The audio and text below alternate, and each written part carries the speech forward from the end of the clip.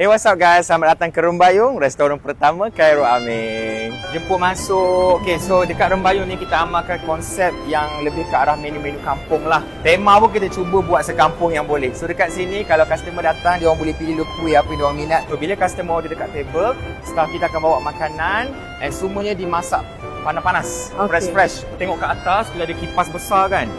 Sini kita nak buat vibe yang berangin, macam duduk kat kampung, tepi-tepi pantai. So dekat atas ni, macam korang boleh nampak, kita boleh tengok view kat sana.